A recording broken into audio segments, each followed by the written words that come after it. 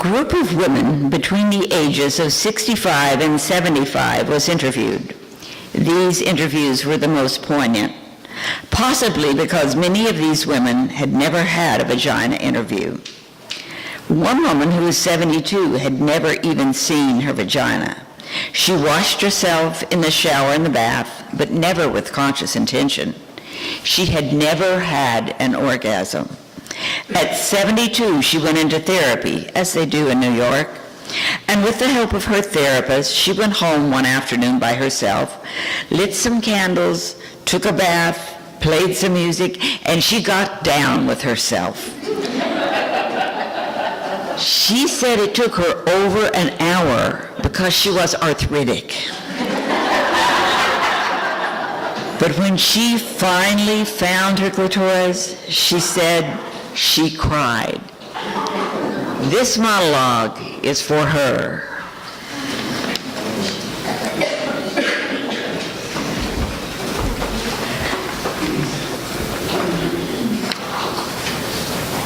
Down there? I haven't been down there since 1953. No, it had nothing to do with Eisenhower. No, it's a cellar down there. It's very damp and clammy. You don't want to go there, trust me. You'd get sick. It's suffocating, very nauseating.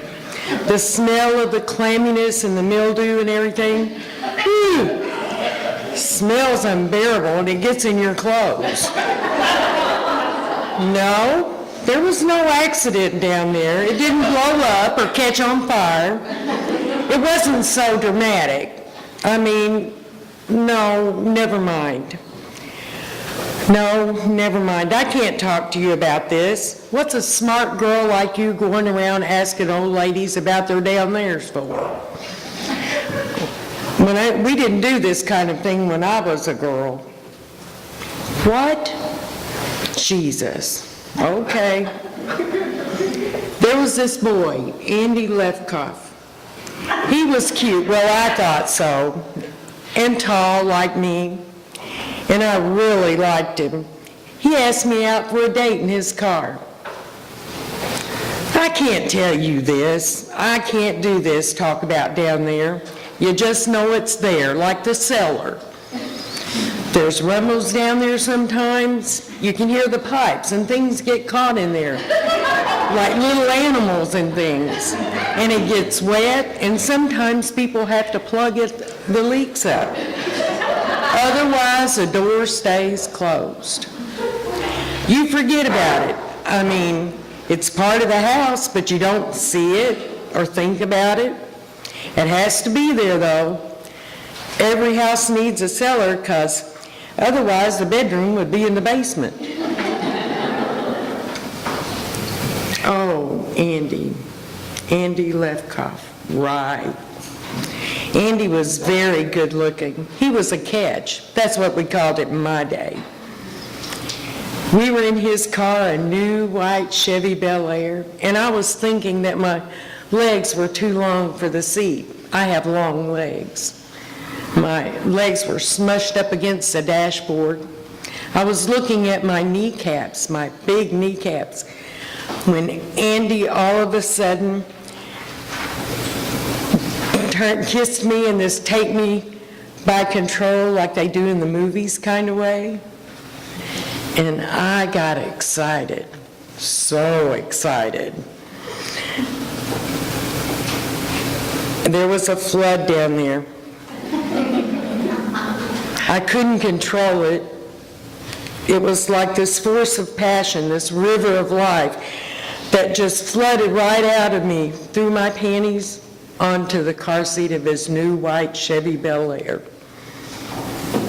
It wasn't pee, and it was smelly. Well, actually, I didn't smell anything at all, but Andy said it smelled like sour milk and was staining his car seat.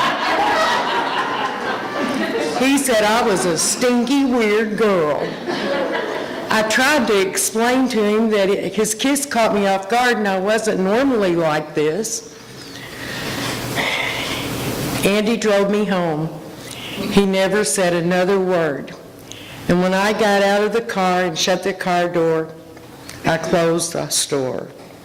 Never opened for business again. I dated some, but the idea of flooding made me too nervous. So I never really came even close again.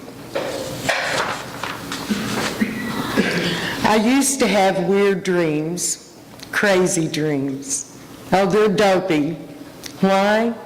Burt Reynolds, that's why.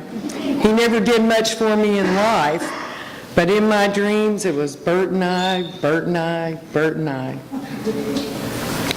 It was always the same general dream. We'd be out, Bert and I. It was a restaurant like the kind you see in Atlantic City, all big with the chandeliers and stuff and thousands of waiters with the vests. Bert would give me this orchid corsage and I'd pin it on my blazer and we'd laugh. Bert and I would laugh. We were always laughing, Bert and I. We'd eat shrimp cocktail, huge shrimp, fabulous shrimp. We'd laugh more. We were very happy together. Then he'd look into my eyes and pull me to him in the middle of the restaurant.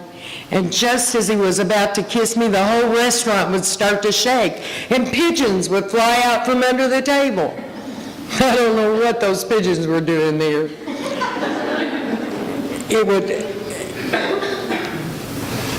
Then the flood would start. It would come straight from down there. It would pour out of me. It would pour and pour.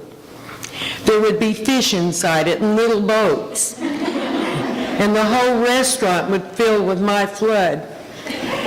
And Bert would be standing waist deep in it, looking horribly disappointed in me that I'd done it again.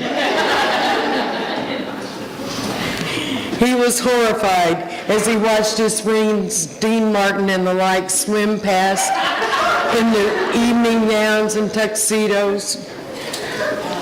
I don't have those dreams anymore. Not since they took just about everything away connected with down there. Moved out the uterus, the tubes, the whole works. The doctor thought he was being funny. He said, you don't use it, you lose it. But I found out it was cancer. Everything around it had to go. Who needs it anyway? It's highly overrated. I've done other things.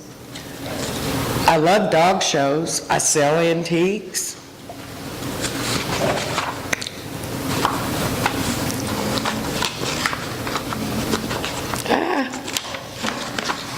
You asked me what would it wear?